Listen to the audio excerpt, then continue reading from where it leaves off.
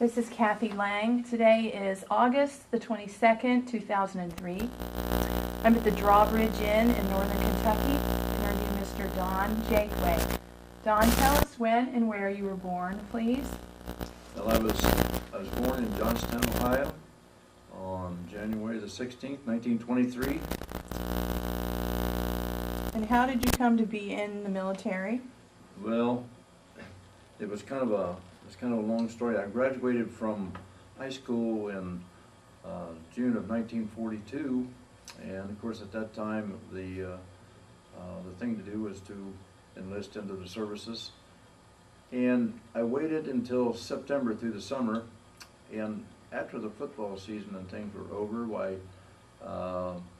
I was challenged by a competitor to join the airborne services, and we did in October 1942. Why did you decide to join airborne? Well, the thing of this, there was a kind of a feud and I running between this real good football player from a competitive school, and during the course of the banquets that came up, I was awarded the outstanding backfield player for 1942, and it upset this man because he was a good football player without a doubt. And while in an ice cream parlor one day, he came in and his comments were, he says, "Okay, tough guy," he says, "how about joining the paratroopers?" And as a challenge, we did it. I did it like on a dare. We went over to Fort Hays in Columbus, Ohio, and enlisted in the airborne. Now you had to be single, in absolute perfect physical condition, and you had to have some type of a high school education at that time, of course, to be eligible for them to talk to you, because parachute training was quite unique in '42. It was something that was being developed into a modern warfare unit, and to know what we were doing, I don't think we really knew what we were going to be facing, like being a paratrooper, jumping from airplanes into combat and stuff like that. But that's how I got into the airborne. And where were you trained? Where were you trained? I first went from Columbus, Ohio, from Fort Hays to Camp Toccoa, Georgia, where we were in the 501 Parachute Infantry Regiment. We stayed there approximately 2 weeks, which was in October 1942. At that time, they were putting together the 508 Parachute Infantry Regiment at Camp Landing, Florida, and they needed personnel for the 3rd Battalion. And our group then was shipped to Camp Landing, Florida, around the first part of November of 1942 to make up basically troopers for or military personnel for the 508 Parachute Infantry Regiment. Of course, at that time, you're not a paratrooper. You're just in basic training, and that's where we first got involved and that was at, like I say, Camp Landing, Florida. How did you feel about jumping out of those planes? Well, at that time, see, we had no experience of jumping out of airplanes. What we did, we went through a very rigid basic training program, which that time was judo, bayonet training, all the training for warfare, rifle.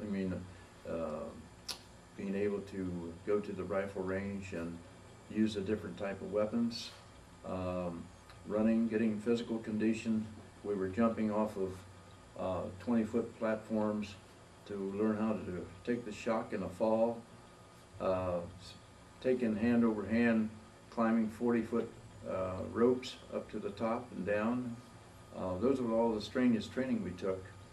And if you survived that, which was about 5 to 6 weeks of basic training, if you survived that, and a lot of them didn't, then we went on to Fort Benning to take our jump training.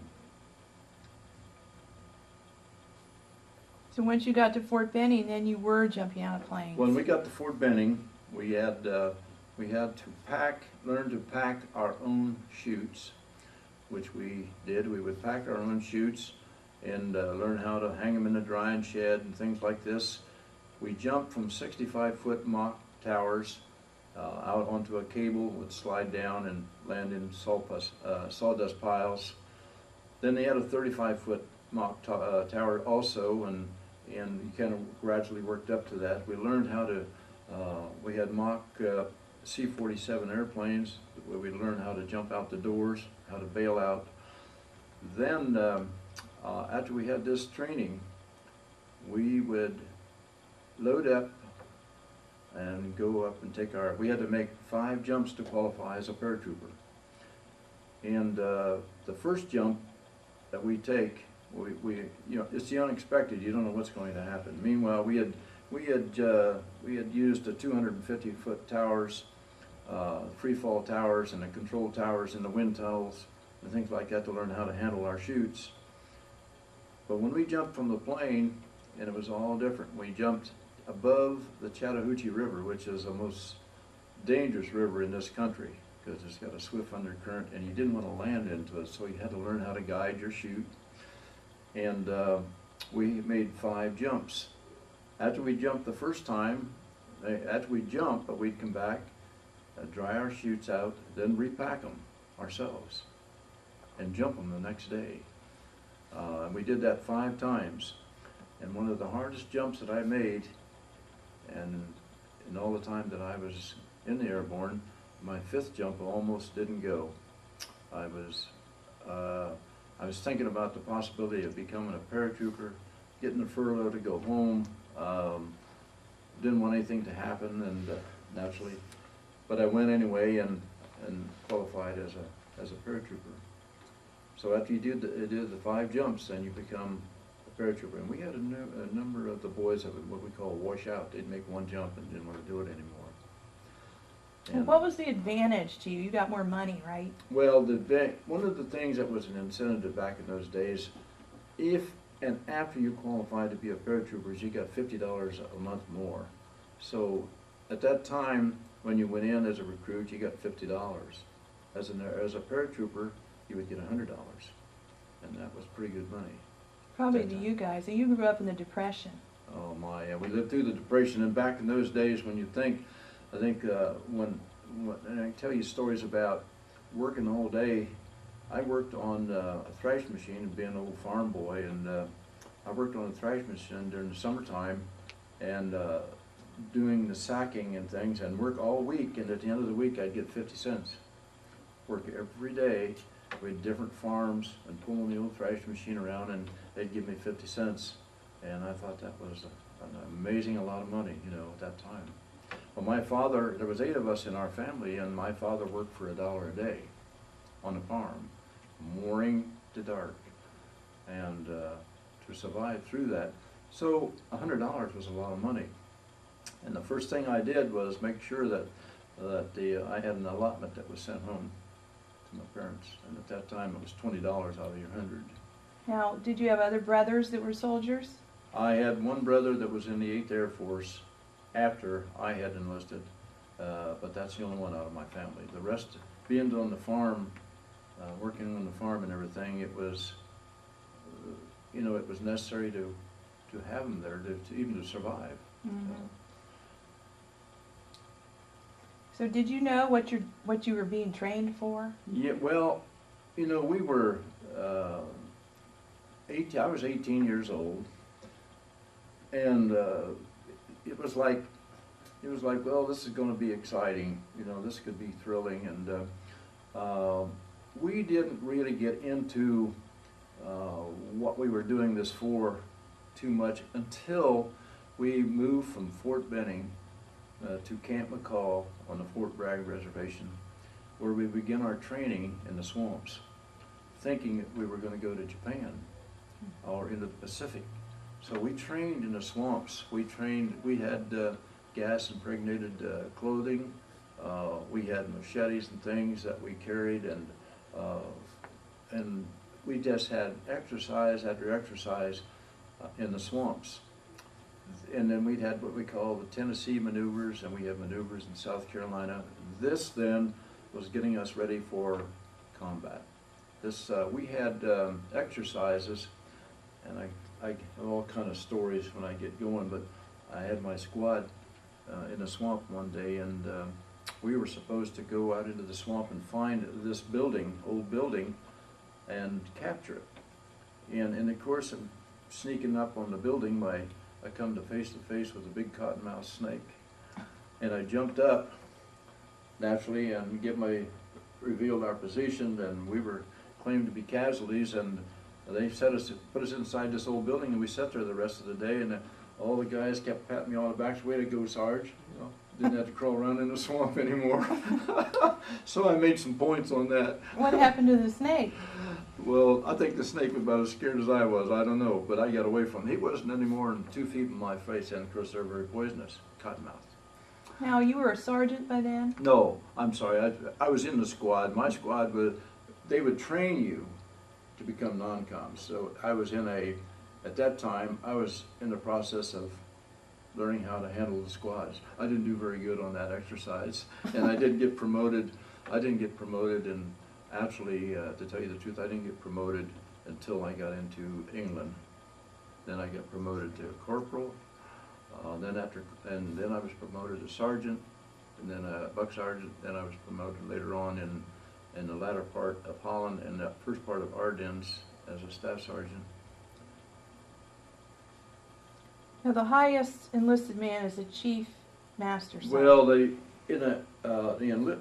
a lot of, back in those days, the first sergeant in the non-coms was our top rank. We didn't have what they call the sergeant majors like they do now. We had master sergeant, but the first sergeant was the man. We had a first sergeant in each company that was in charge of all the non-coms. Now, in our platoons, we had what we call a tech sergeant. Now, a first sergeant had 3 up, 3 down with a diamond in the center of the chevrons. A tech sergeant had 3 up, a blank diamond, and 2 below. Staff sergeant was 3 and a space and 1 rocker below. Buck sergeant was 3 stripes. Corporal with 2, PFC with 1, and then of course you had the private. But the first sergeant really handled the company, aside from the officers or whoever. Now, we had our officers that were in charge of the platoons as an officer, but the first sergeant, he called all the formations, he called all the field exercises, he gave us all of our field trips, he took our force marches, he was in charge of our practice jumps. So naturally we had a lot of respect for our original first sergeants. So after all your training, you guys were sent to England. Well, what we did, after we trained in Camp McCall, we did a maneuver, and we had a practice jump. We flew over the Smoky Mountains, did a practice jump for a bunch of officers in Camp Forest, Tennessee. And after we got there, we got back on a train and came back to Camp McCall. And then in December of 1943, we were loaded on trains again and went to Camp Shanks in New York, which was on the 23rd of December 1943. And we were there about 2 days, and we boarded the ship, which was the USS James Parker at that time. We boarded the ship there and we left the harbor right around Christmas. And it took us 11 days to cross the Atlantic, arriving in Belfast, Ireland. How was the crossing? It was one of the things that I remember about it. We were on the flagship, which is USS James Parker, and we zigzagged across because at that time the German Wolfpack submarines were sinking a lot of our ships. We had a numerous number of destroyers, and at that time was the largest convoy that ever crossed the ocean, over 100 ships. They had 1 small aircraft carrier. They had numerous troop-carrying ships. And on the way over, it was my understanding that 2 of our ships were sunk, but we had gotten, I guess our destroyers had gotten, from the rumors now, couldn't verify this, but that they had sunk a number of the submarines. But by going in convoys, you're protected outside by your destroyers. So it was tough for the submarines to get into you, but once in a while they did. But after 11 days, we made it. And So were you glad at that point that you hadn't signed up for the Navy? well, you know, I could go back to just a little bit, real quick. The first thing I tried to do when I got out of school was join the Marines and the Navy. I tried to join the Marines, and I was told that I had, this is a fact, that I had one too many teeth pulled. Because being an old farm kid at home, you know, we couldn't go to the dentist and things. My dad, if you get a bad toothache, he'd pull it. Had one too many teeth pulled, and I was downhearted because I'd played football, I was good, of a good healthy condition and everything, I thought. So I went over to the Navy, and they told me the same thing. So I didn't make the Navy. About 4 or 5 weeks later, when I went to the Airborne to enlist, I passed a physical, no problem. And I asked the man, I said, why would they turn me down when they say I didn't have enough teeth, that I had one too many teeth pulled? He said, well, can you eat steak? And I said, well, I can eat anything. And Kathy, to this day, they're not pretty, but I still got my teeth. I know that in my family, all my brothers just had perfect teeth. My sister, perfect teeth. And every one of them, before they passed away, all had false teeth. And I was the only one, and I've still got my teeth. Because they're widespread, I suppose, and I tried to take care of them. But anyway, that was pretty frustrating. I could have been in the Marines, I could have been in the Navy, and I wound up being in the Airborne. So they didn't care about your teeth? No. For some reason, I think they were having... The fact was, Kathy, that to become a paratrooper, they had to find over 2,500 recruits to make one company of 120 to qualify as a paratrooper. They were so strict in terms of physical condition, being single, like I say, and no responsibility, and you couldn't be married, of course, and have children and stuff like that at that time, which has changed a lot since then, of course. So you guys were like the original Special Forces? Absolutely correct. We were the old 82nd Airborne, the 82nd Division, that was Sergeant York's division, you know, the 82nd Division, that was just regular infantry. They turned around to make that then the 82nd Airborne Division. And the AA, which is All-American, was called the All-American simply because they had personnel from almost every state in the Union in that division. And they started this from Camp Claiborne down in Louisiana. And from that, they had a branch off then that made up the 101st Airborne Division. And to get this personnel at that time, because people didn't know, you know, anything about jumping out of airplanes. Well, we might have heard about it, but we had never read books or seen anything on it. We just had the experience of doing it, and having the courage to do it. I got some interesting things in here about what it meant to become a paratrooper, and some interesting comments about it, to find out why anybody would want to jump from a perfectly good airplane. But at that time, even at that time, we didn't think about when you jump into combat, when somebody's shooting at you, and your planes are getting shot down, and tracers are coming up at you, and you landing on the ground, and there's water everywhere, and machine guns, and ack fire, and stuff. And while you're coming down into that stuff, you wised up in a hurry when you first seen it.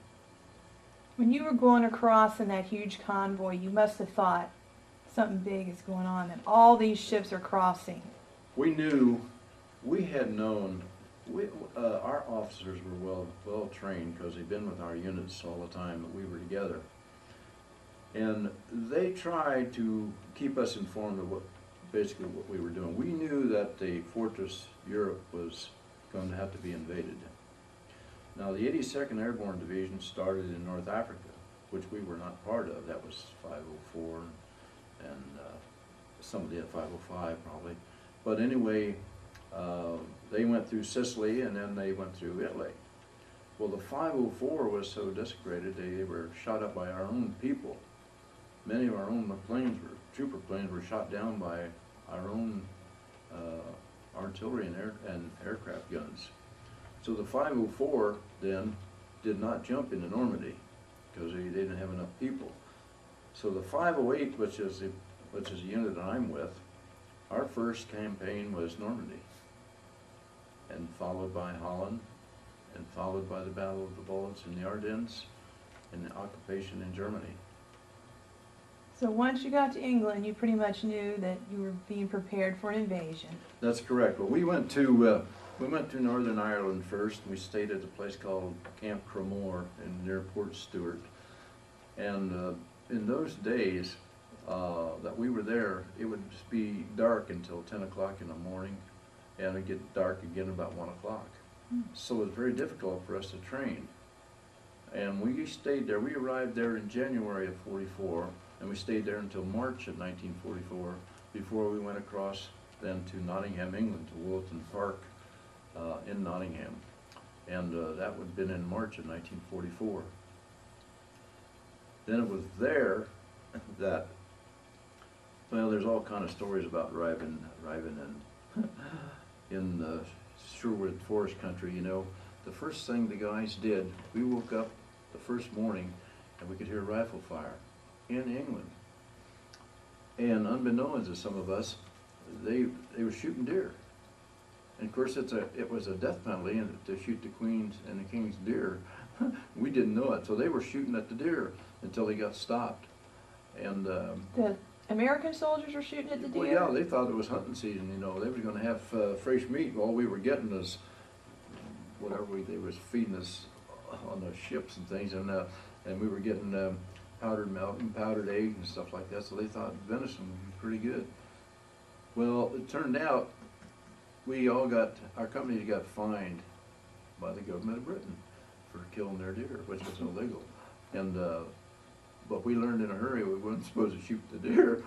And so I've asked the guys, said, well, did you guys get to eat? I didn't get any of it, but did you guys get to eat any of it? So absolutely, and it was great, because it cost us, I don't know, back in those days, a pound note was worth $4.03 American money.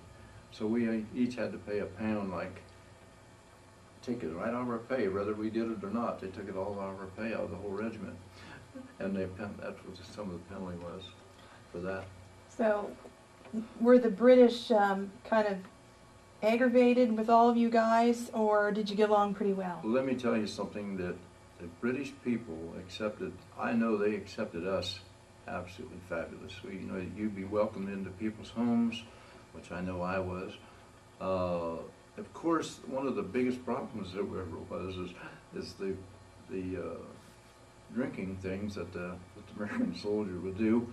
They go to these pubs, and where the people could come in and drink for a week on their ration of beer, well, the GIs would drink them out in one evening, you know. We had a lot of problems there until they finally got to making enough of the beer and stuff for the guys to handle. But other than the fact that a lot of the things was, you know, being over here and overpaid and all that stuff, like, you know, the story, we were well received. And because I know that even when we come back from Normandy, there was a big crowd there waiting for us, cheering for you. And as you know, probably know that there was a lot of personal acquaintance made and friends made, other than just families. But they, I have no qualms about the way I was treated. They treated us real well. They were probably glad to see you in one way. Things weren't going so well for those guys. Well, they were definitely glad to see us. They have I have gotten from the archives and things over there from Britain.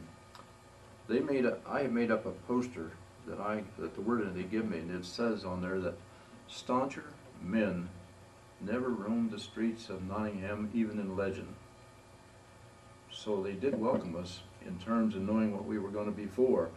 Now they knew that, and so at that time, the time we were in Nottingham, we knew that we were going to invade into Europe, but we didn't know where. You know, we didn't know whether it be Normandy, past to Calais, or just where it was going to be. But we knew that we were getting ready to go into the fortress of Europe. But it was a very interesting time that we spent there because we were in training. We were in training and field exercises. We did night jumps, and I had to tell a little story about my Lieutenant Moss.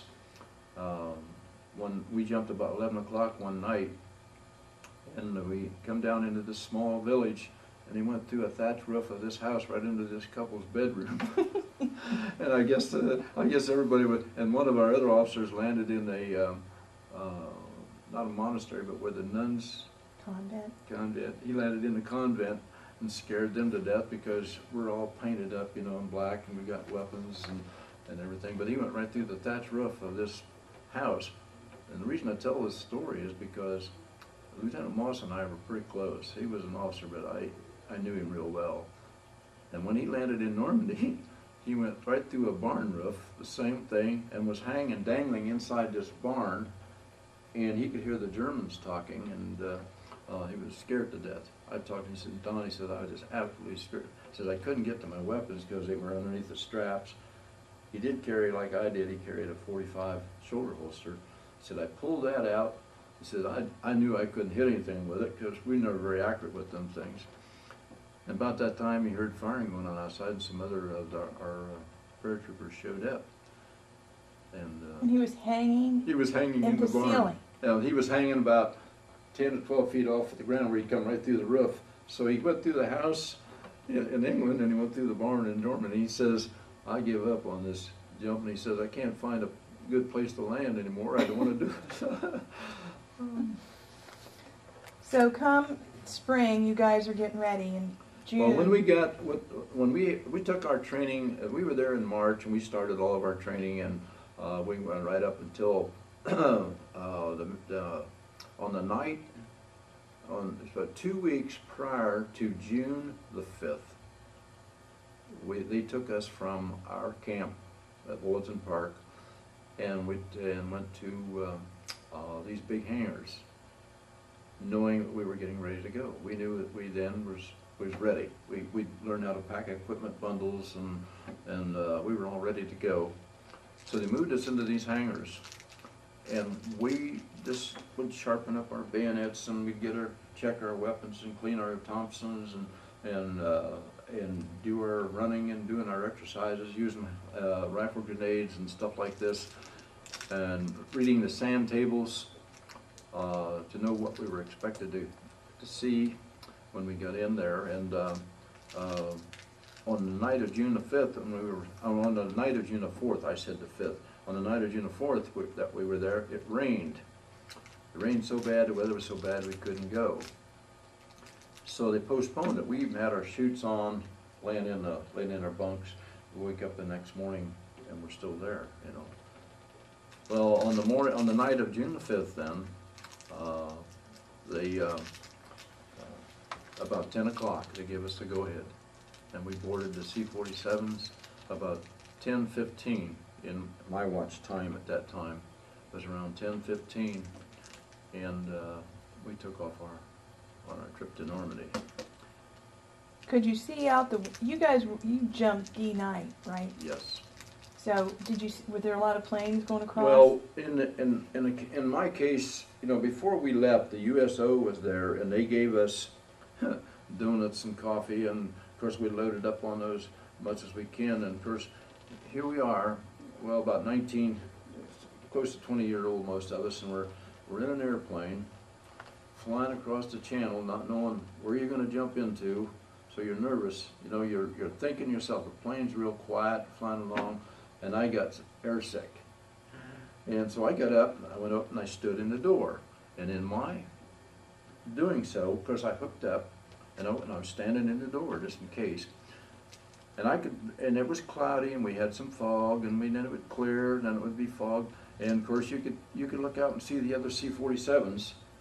They were in formations of like 1, 2, and some above you like this, and then you have some below you, and you could hear them even.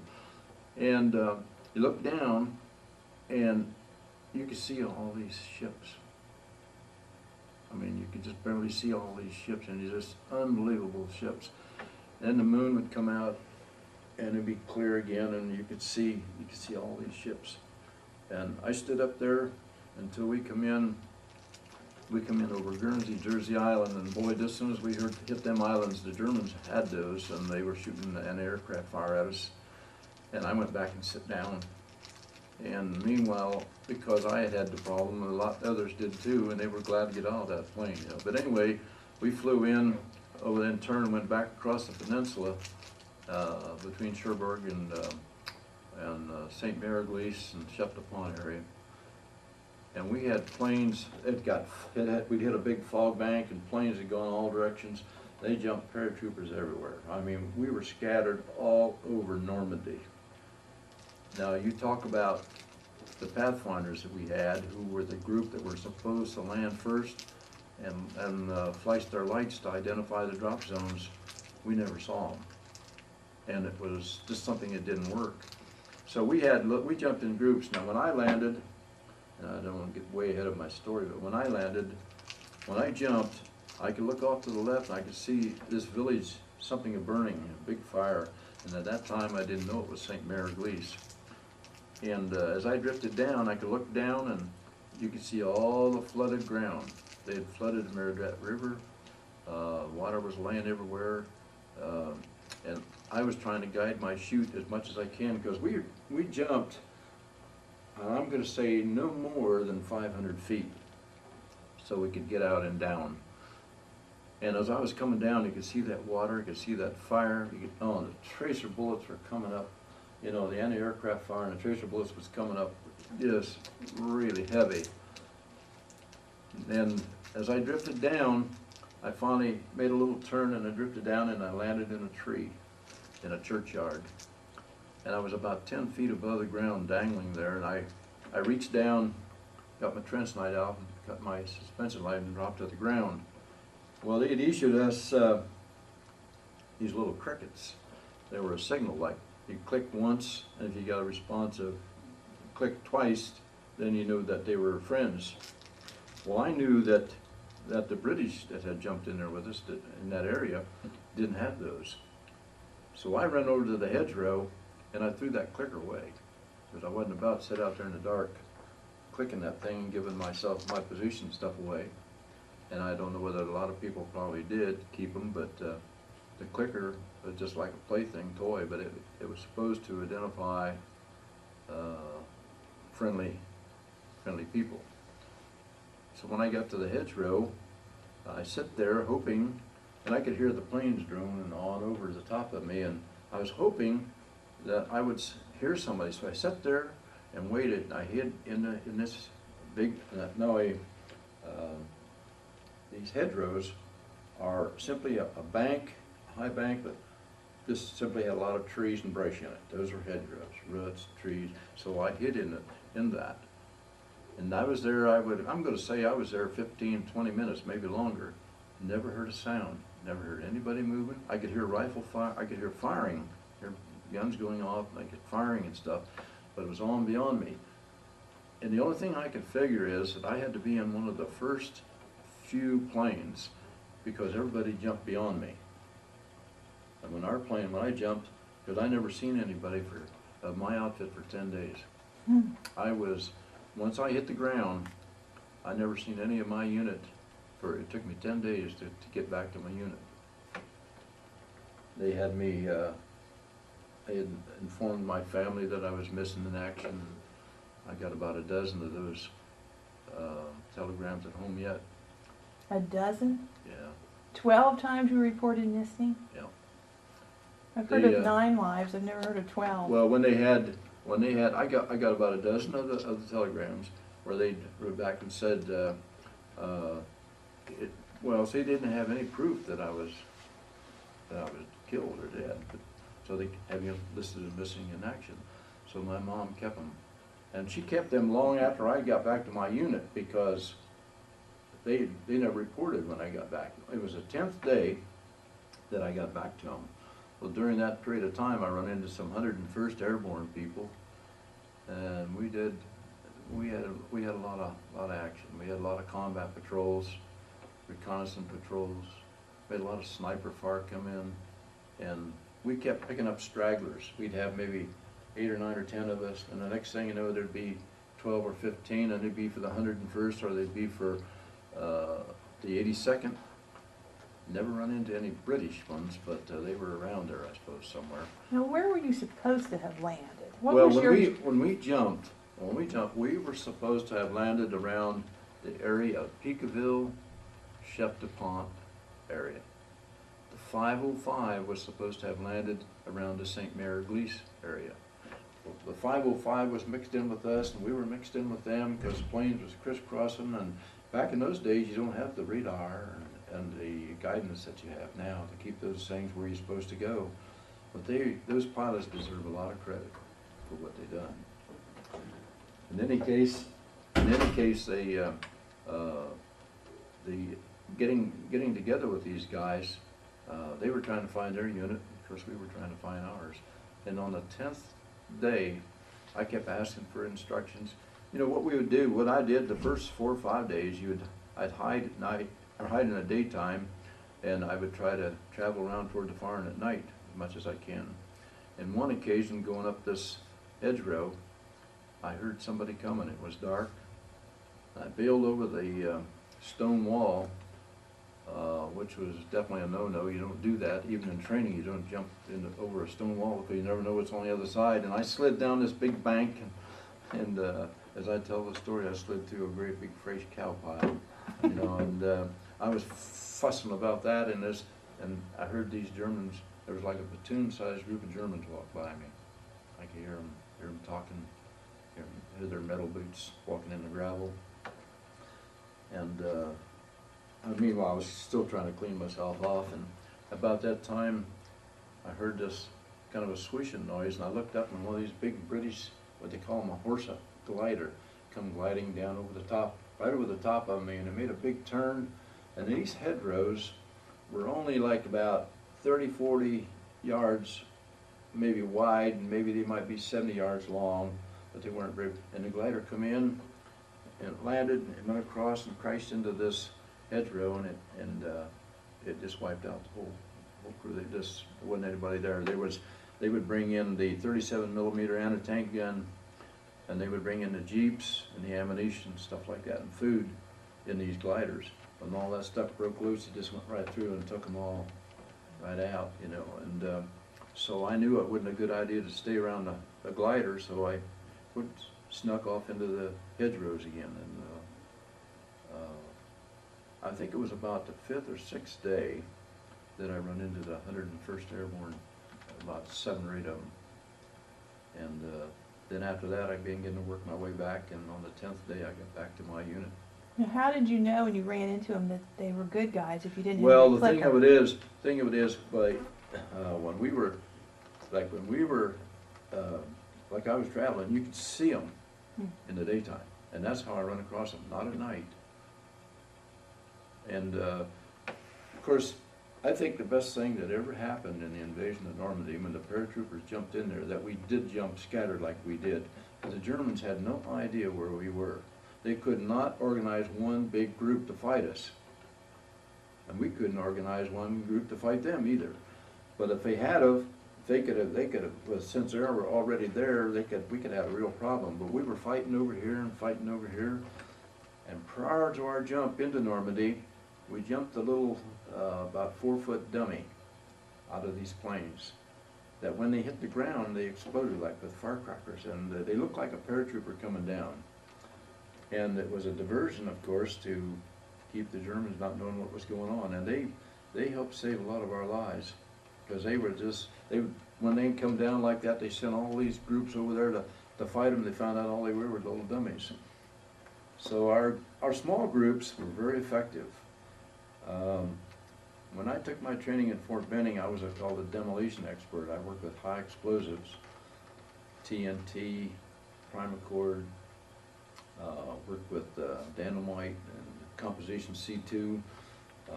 I learned how to work with high explosive stuff. Some part of my job then was to help blow down the pylons and blow up bridges and blow up railroad tracks, all stranded German automobiles, trucks, or anything, we just blow them up. And then I carried these half-pound blocks of DMT in my pockets on the side of my jumpsuit. Blasting caps was in a box on my foot, on my jump boot. So the getting together with these guys, and they were saying, well, I said, do you know where the 82nd is? I said, no. You know where the 101st is? No. It was a matter that we were just trying to find them. The secret was, of course, you have to listen to the firing and the fighting, and you keep moving toward that as much as you can, because if somebody's fighting, there's got to be people there. And in the course of doing that, it was some very thrilling experiences, but that's kind of irrelevant. But getting back to the unit was good. Did you know what was happening on the beaches? As you guys were trying to just... No, see, that was a real problem. In all of this invasion of Normandy, the seaborne invasion would have never gotten in without us, without the airborne. We would have never got out without the seaborne being successful to get in. And it was about 7 or 8 days before we realized that we were running into some of our Sherman tanks and our people had got in. And then that was a real relief for us. We didn't know what happened. You had no way of knowing, because you could hear the fighting and the boom, because we were, I'd say when we jumped, from where we jumped, we were about 65 to 70 miles behind the German lines.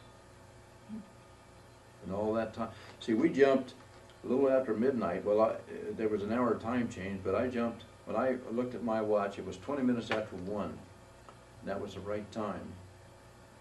They didn't even start the invasion until 6 or 6:30 in the morning, so we were in there trying to set up roadblocks, trying to knock out railroad, because these railroad tracks had come around the coast, and they had anti-aircraft weapons on them.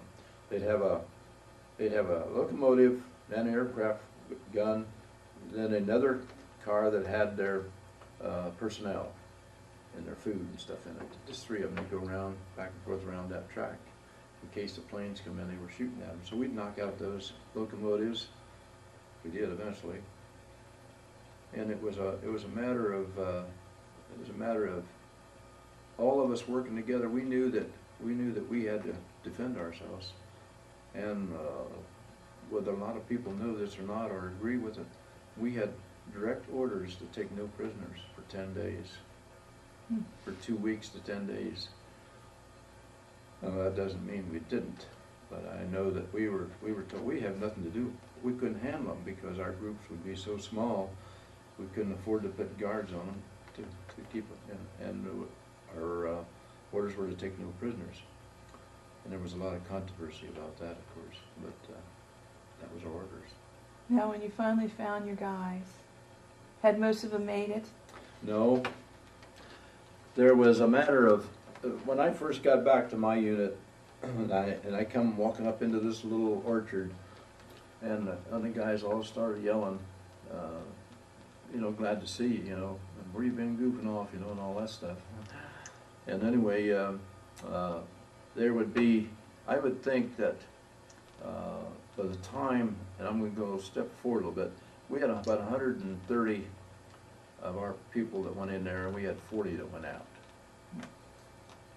Now, during that time, they were either captured, missing in action, wounded, or killed in action.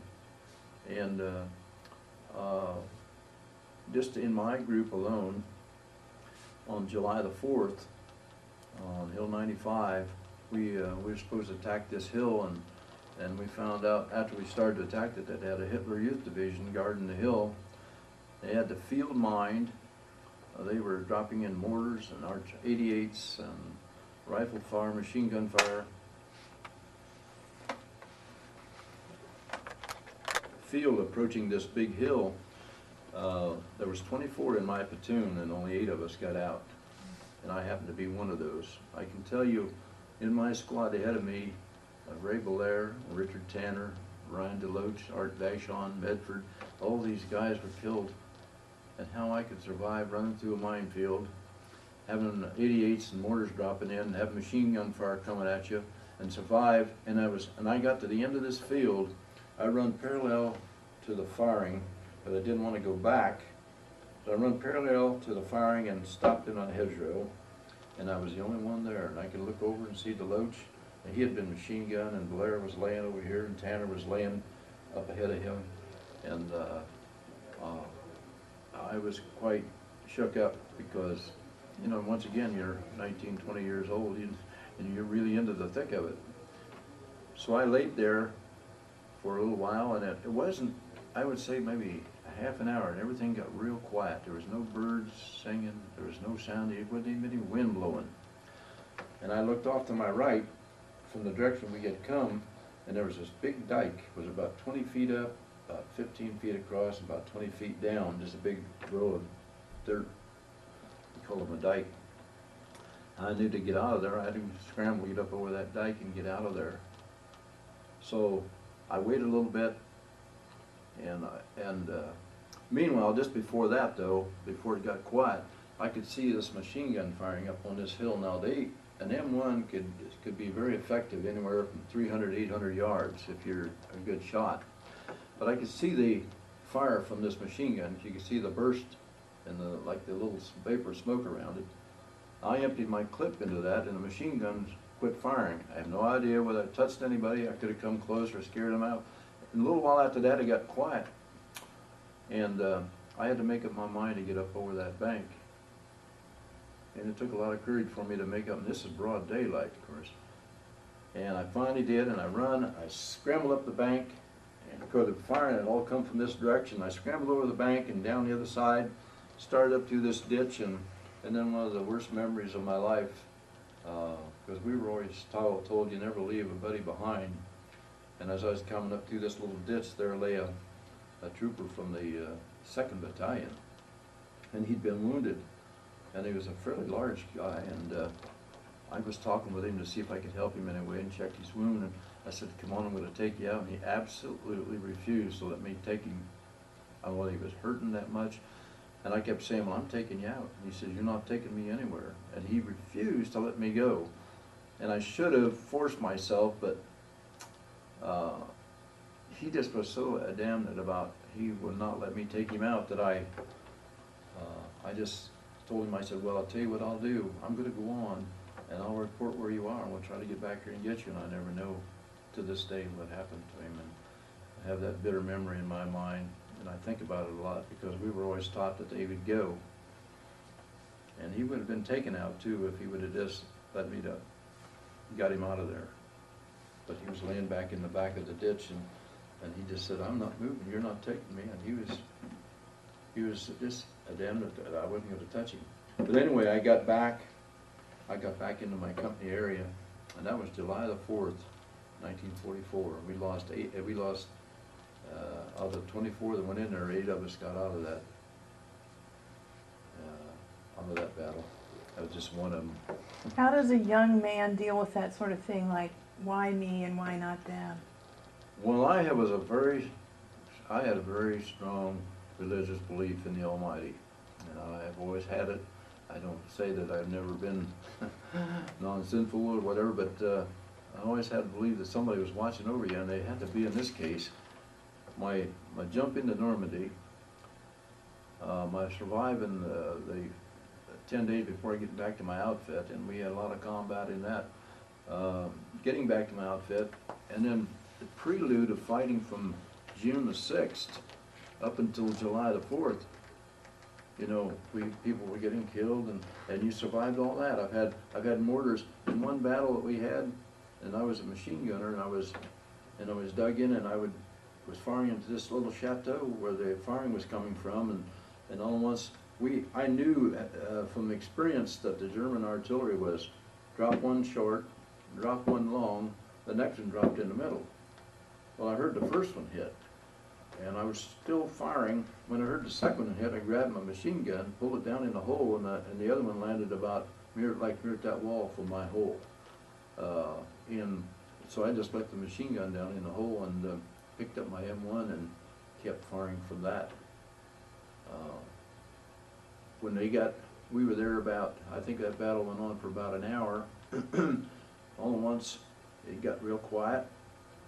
And this time I pulled my machine gun back up, and I set it up real quick, and I'm sitting here, and a German soldier got up, now more than 50 yards from me, had a big red cross on his back, and he picked up a wounded German and was carrying him back, and I hollered up to the guys on my right and my left who were protecting me as a machine gunner to hold their fire.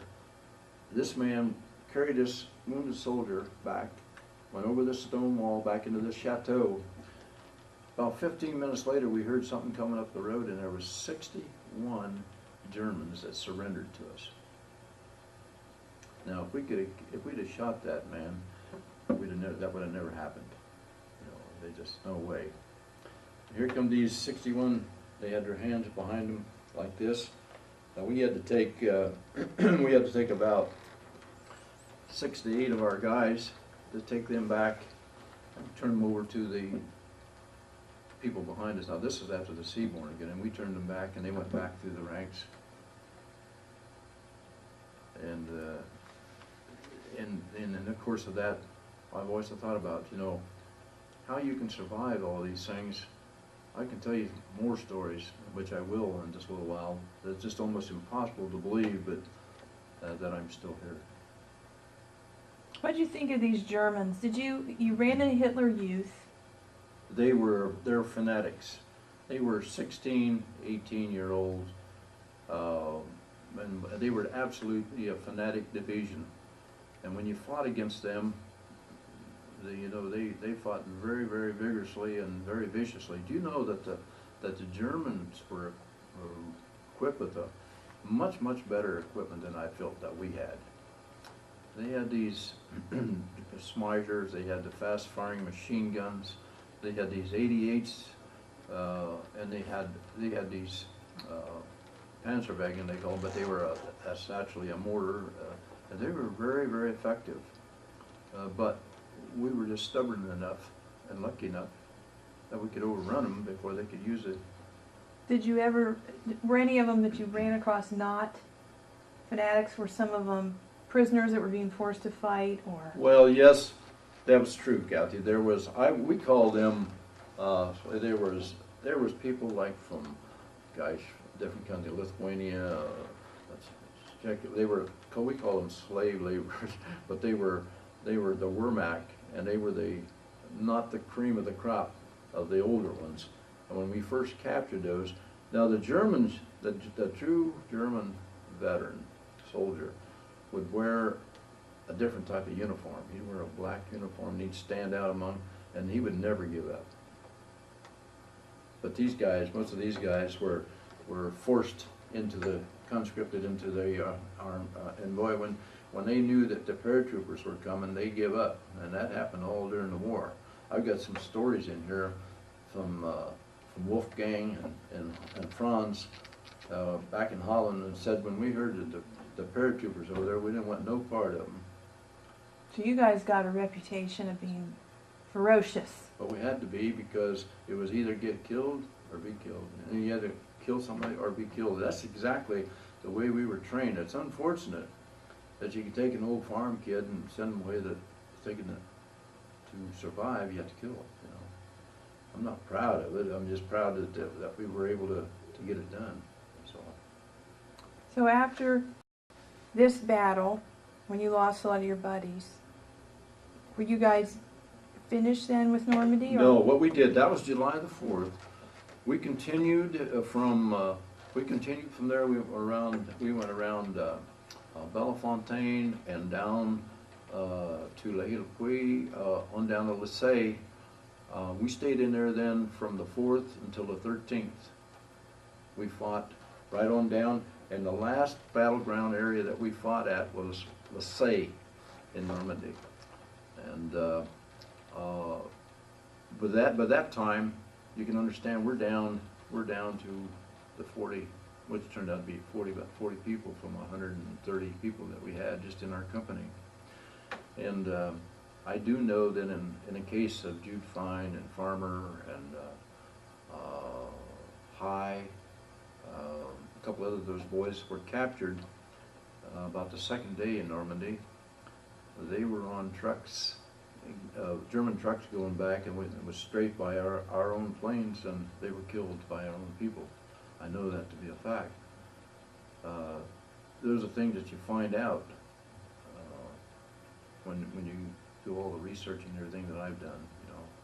It's probably a lot of problems with communication and all that chaos to find out who's who. And those mistakes probably happened a lot more than people realize. You see, when you're in there and you have all these areas, you might think that the area is all clear, and it really isn't. And you walk right into that, like on that Hill 95, they were waiting for us. You know? And we were supposed to clean that hill off, and it didn't work that easy, but we eventually did. By the time they got to St. Lo, we had found the bodies of 2 men out of our platoon that had been taken prisoner, apparently, and we found their bodies and their dog tags. So they had apparently been wounded, carted along, whatever, and then if they died, they just left them. So what did they do with you 40 that were left? Well, after we were told then on the 13th of July that we were being evacuated back to England, and we loaded up, and that was the first time, Kathy, that I can remember riding on a truck or a vehicle. We went back to the beaches in Normandy, around the Utah beach area. We were loaded on a landing craft and taken back to Portsmouth, and from Portsmouth we went up back to our camp at Bulletin Park, and we got in there at night, and there was still a crowd there. Apparently they knew we were coming somehow. How they knew it, I don't know, but the crowd at the railroad, there was a railroad station that we were on, and there was a crowd there welcoming them back and cheering you, and of course we were warding our frazzle. Can you imagine still having the same uniform on that you had when you jumped on June the 5th, the morning of June the 6th, until July the 13th? Now, meanwhile, in my little situation, I finally did get that dried up and cleaned off a little bit, but it was frustrating. But the time we got back, we were we never really had a chance. We were on the front lines every day of that campaign. I mean, we were on front lines every day of that campaign. There was no relief, and nobody could relieve us until they did finally relieve us in on July the 13th, and we did get back to England and back into our tents. That must have been a relief. When I walked into the tent, into the area, I was tired, and I walked in, and there was a man sitting on a cot in my squad tent, and I went in and I sit down in my same little tent. I sat down on my normal bunk, and I looked over, and the more I looked at this guy, I said, you know, you look familiar. And here he was, a replacement. I said, where are you from? And he said, Newark, Ohio. I said, Newark, Ohio, that's 18 miles from Johnstown. I said, did you guys used to own a sporting goods store in Newark? He said, yes. I said, well, that's where I know you from, because the school used to send me down to buy sporting goods stores, bats, balls, gloves, and things like that. And I met him there, and we turned out to be real good friends. And he was a replacement that had come in. It must have been hard to come back with so many guys missing. Very emotional when you're sitting in a tent and there's only, well, in my squad, let me see, if I can remember correctly, in my squad there was myself, George, there was only 3 of us in my squad tent, and the squad tent holds 7 men. And when you walk in there, you know, you've trained with these guys now. Meanwhile, since we first went in and you were with them, they're just like family.